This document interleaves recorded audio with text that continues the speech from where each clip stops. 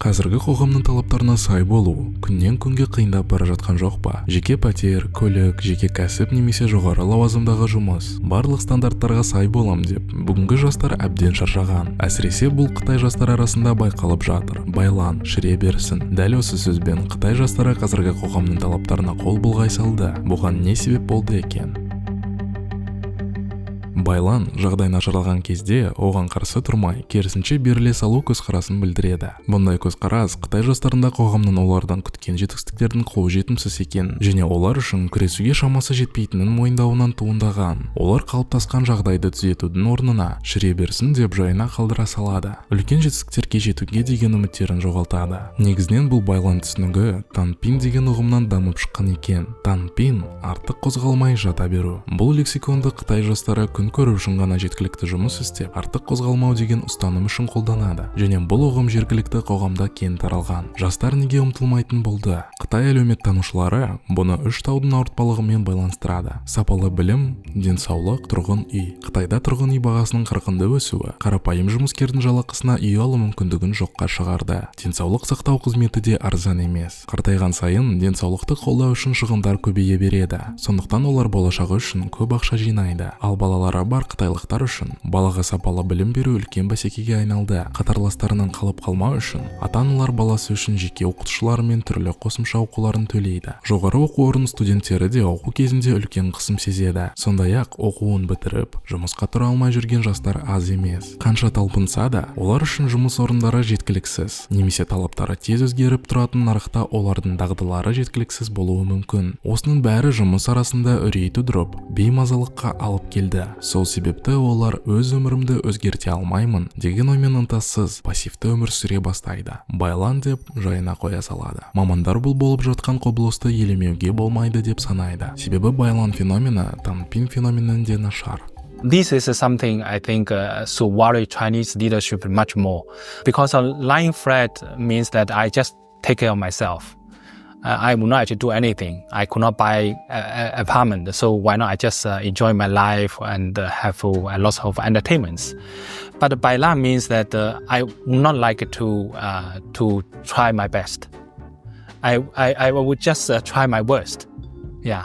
So in generally, it's a race to bottom culture in China. I don't want to be a good student.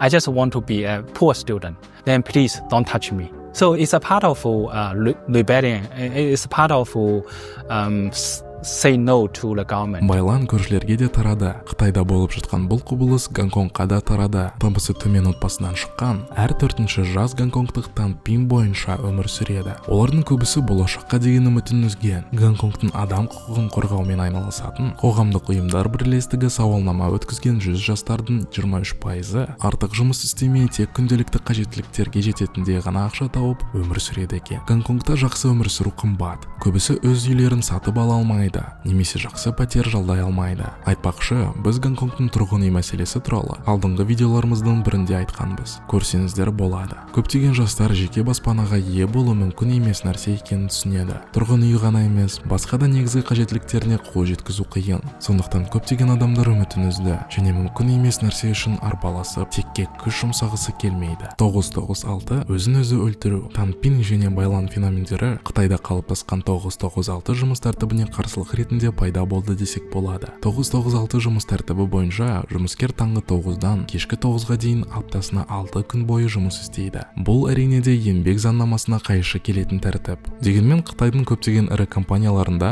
әсіресе IT компанияларында кешке дейін жұмыс істеу жазылмаған ереже болып табылады. Орнатылған 996 жұмыс тәртібі көптеген адамдарды өзін-өзі өлтіруге алып келді. Адамдар бұндай тәртіптен шаршап, үлкен стресске шалдығады. 996 жұмыс мәдениетіне қарсы өсіп келе жатқан қоғамдық резонансқа жауап ретінде Қытай үкіметі еңбек заңнамасын қатаң сақтау үшін бірқатар жұмыстар жасады. 2021 жылдың тамызында жоғарғы халық соты шамадан тыс жұмыс уақытын заңсыз деп тауып, жұмысшылардың демалысқа құқығы бар екенін ерекше атап өтті. Бір жағынан 996 жұмыс тәртібі енді өз күшін жоғалта бастаған сияқты. Өйткені бұндай тәртіппен жұмыс істемейтін танпин немесе байлан салтымен өмір сүретін жастар пайда болды. In the past, 996 means that they seldom say no to the bosses. They like to actually entertain bosses' requests. So in China, you can see older generation, even they work very hard. But now, younger generation, they know how to protect themselves. Because after all, they don't think they work hard, they can have a better future.